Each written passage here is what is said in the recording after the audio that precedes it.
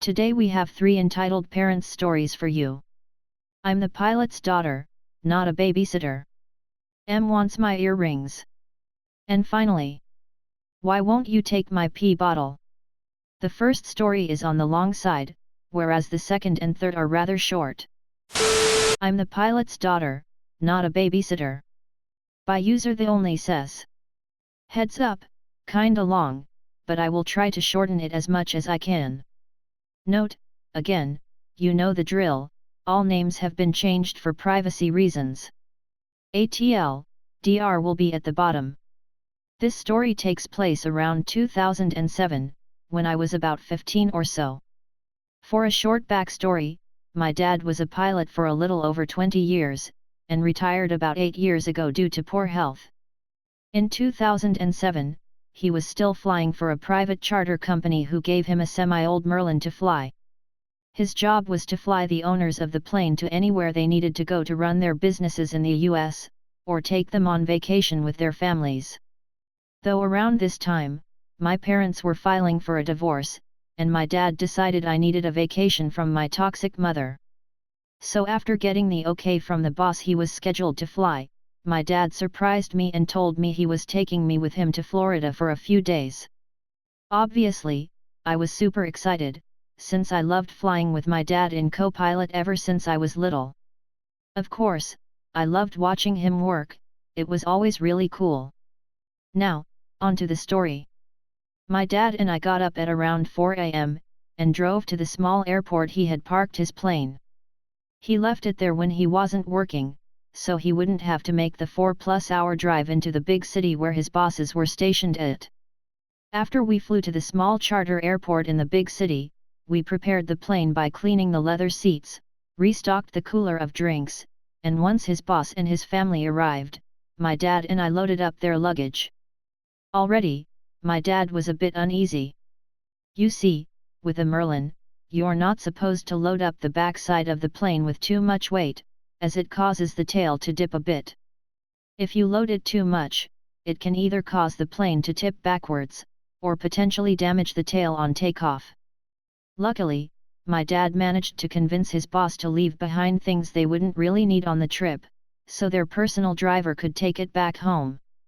Boss and my dad got along pretty well, and he made sure to always take my dad's word very seriously, since my dad was an expert pilot.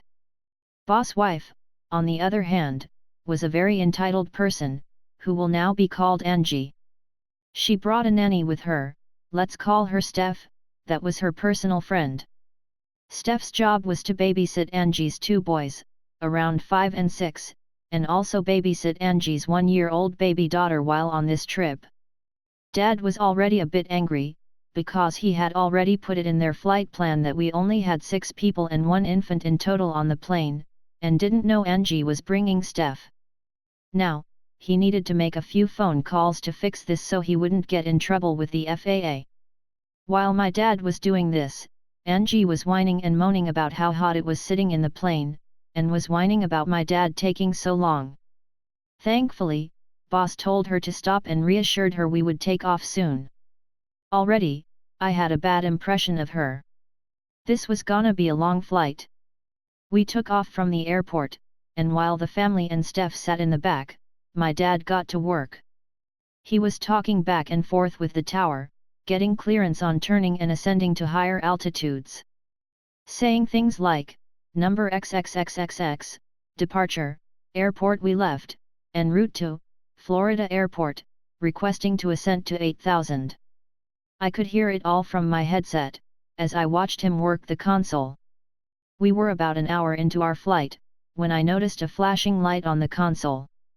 I looked down to see it was coming from what I call the plane's status gauge, and it was blinking red for the right wheel compartment. I asked my dad if that was normal, and he seemed a bit confused. However, he reassured me that it shouldn't be a problem. Few minutes later, the right side began to shake pretty badly in a rhythmic way, and we knew that was not turbulence. I asked him, since on his GPS it said we were near another major city, if we should land and find out what's wrong. He agreed, and after talking to boss, we landed safely. While we waited in the terminal for boss and dad, I was watching the news in the main lobby while Angie and Steph, who was holding the baby, complained about the stop. Angie, ugh, why did Dad land? We're gonna be late. Steph, yeah, like, didn't you have a reservation at some rich restaurant? Angie, ugh, yes. I'm gonna have to call my driver to cancel it. I can't believe Dad is trying to ruin this for me. I'm gonna have to talk to my husband about why he bothers with him. He's clearly incompetent, and he looks like he's lazy. I mean, look how fat he is. I was nearby, listening the whole time, as this arrogant woman was belittling my father behind his back. My dad is a very large man with Russian qualities. He had a very stern face most of the time, icy blue eyes, and has been through too much shit in his life, which has made him have a very straight-to-the-point attitude. I respected my dad, and hearing her talk shit about him just made me furious. However, I didn't want to get my dad into trouble for saying anything, so I just kept quiet and watched TV. After about 2 hours of waiting, we find out the problem with the Merlin. It turned out that as we were taking off, a piece of metal debris that was on the runway got sucked up into the wheel compartment of the right side, causing the landing gear's hydraulics to not lock the wheels into place once the wheels went up. It was constantly moving up and down, tearing up the insides and damaging the wheel. We got very lucky that we decided to land, otherwise it would have made it very dangerous for us to fly or land safely in Florida. If we made it there.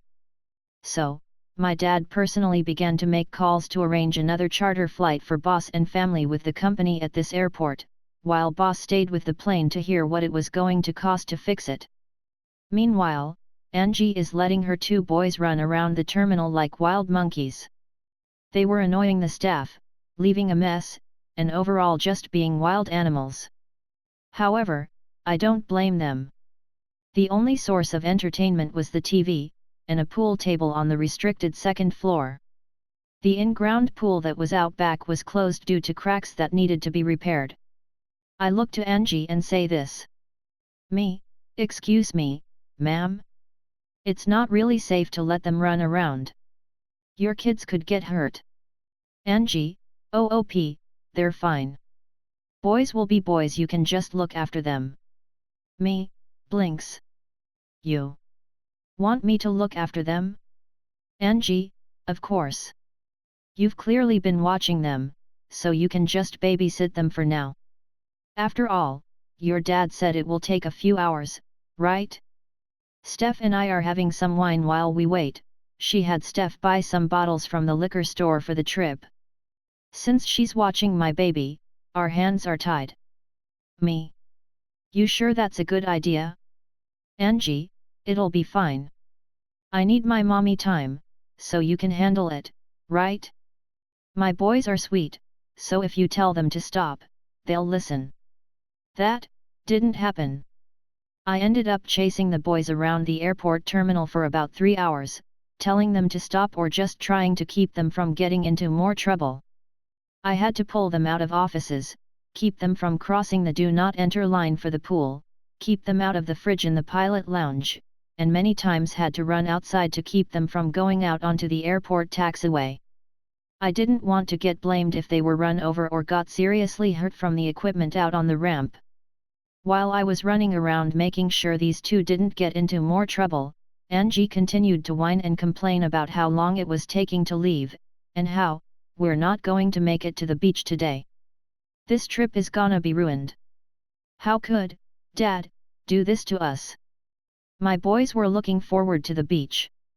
It was finally around 9 p.m. when the boys passed out in chairs in the terminal, and I was beyond exhausted, so I collapsed on the couch.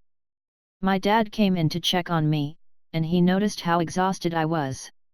He asked me if I was all right, and I made sure to quietly tell him what happened. I even pointed over to Angie and Steph, who were laughing while finishing off their second bottle of wine. Pretty drunk, while the baby slept in her carrier beside them. My dad was pissed, but he was proud of me for trying to make sure he didn't get into trouble. He knew he couldn't take Angie on himself, since she was boss wife. However, he knew how to get her into trouble in a professional manner. He called his boss and told him that they needed to talk about another safety issue that came up. When boss shows up, he asks my dad what's wrong, and my dad said this.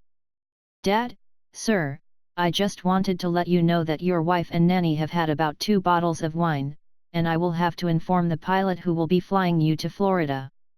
Boss, really? Why?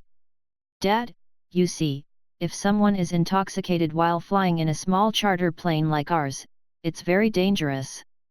A pilot will be obviously in the front seat, and unable to watch your wife and nanny.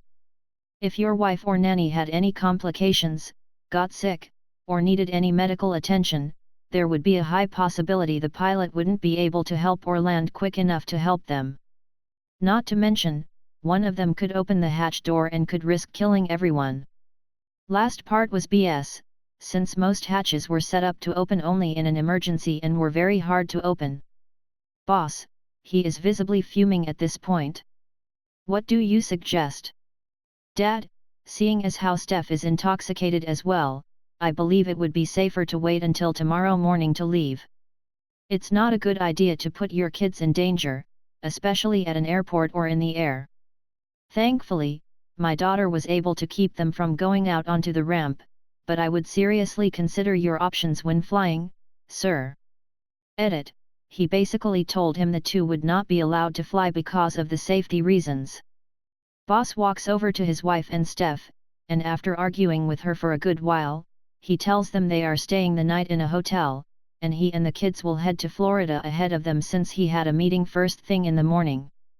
Angie began to complain and yell at her husband, who quickly shut her down and told her he would send her home if she didn't not listen to him. And since Steph got drunk on the job, he told her that she would be fired if he caught her doing that around his boys again. He even gave me $200 for keeping his kids out of trouble for Steph, which I shared with my dad.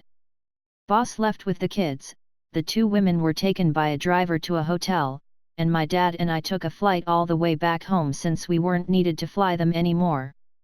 We ended up going to Colorado about a few weeks later once the plane was fixed.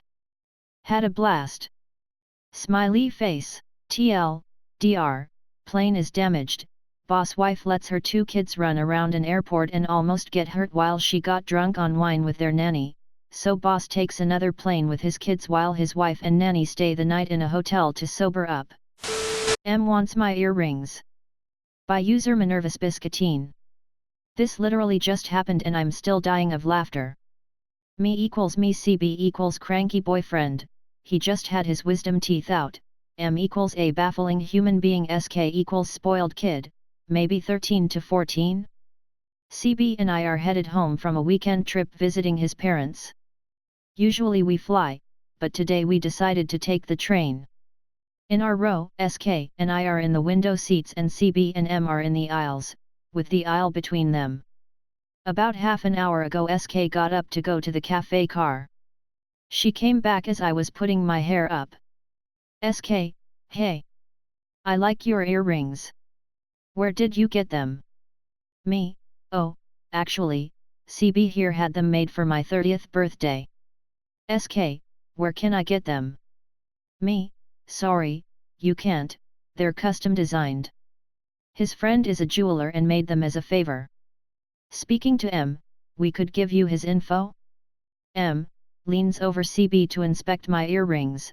He isn't happy at having a strange woman basically in his lap. How much? Me, excuse me? M, I'll give you $50. Would you take a check? Me, sorry, no, they're not for sale. But we're happy to give you the designer's info. M, I'll do $75. Me, no, sorry. Not for sale. For the record, it's not like she couldn't find something comparable. The earrings are raw garnet in a 5-prong gold setting. Our friend sells very similar things in his store, though usually with polished stones. M, but my daughter likes them. CB, and I'd like you to, all the way off. What even are people? Why won't you take my pee bottle?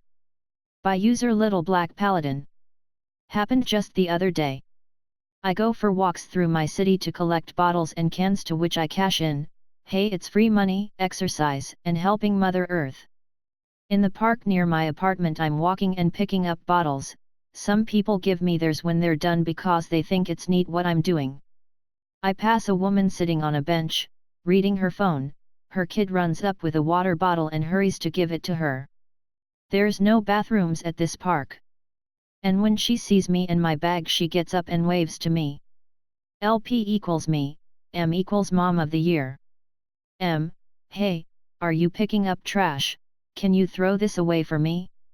LP, oh sorry, I'm actually just picking up recyclables, there's a trash can over there. I point to the trash can not too far away, she didn't have to walk far. Also, nope, I don't pick up bottles with yellow liquid, nope. Sorry. M, I need to watch my kids, I can't go over there, what if something happens to them? You know the city we live in, and it's a plastic bottle, you can recycle it. LP, sorry, I can't recycle bottles with liquid in it. Just walk to the trash can. M, seriously, must not care about recycling that much, thought you homeless folk take all the bottles you can get. Rather than walking to the trash can she sits back down and puts the bottle next to her on the bench. By the way, her kids look 10. Why not just pee behind a bush on the grass?